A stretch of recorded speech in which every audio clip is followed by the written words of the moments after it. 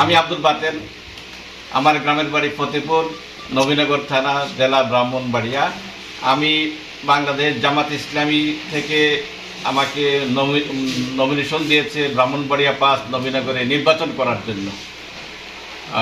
আমি বাংলাদেশ সুপ্রিম কোর্টের প্র্যাকটিস করি, সুপ্রিম কোর্টের লয়ার। নবীনগরবাসীর প্রতি আমার অক্লান্ত বিশ্বাস আছে যে আমাকে তারা ভালোবাসে। আমিও জনগণেরকে একবারে কাছে কাছে যাওয়ার চেষ্টা করছি।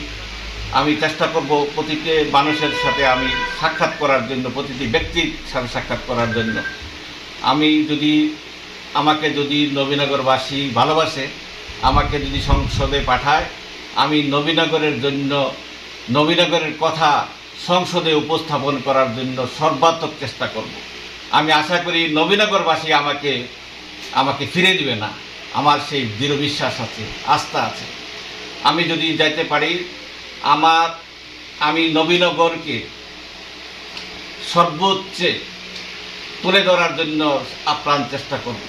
নবীনগরের যে সমস্ত সমস্যা আছে, আপনারা ইতিপূর্বে অর্থ উপদেষ্টার কাছে নবীনগরের যোগাযোগ ব্যবস্থা সম্পর্কে উত্থাপন করার চেষ্টা করেছেন। আমি এটা সংসদে সর্বাগ্যে এই জিনিসটা উপস্থাপন করব।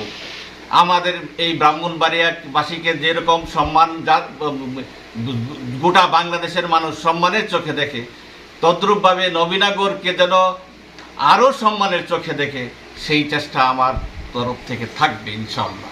আমি লাউডলি বলতে চাই যে নবীনগরবাসী যদি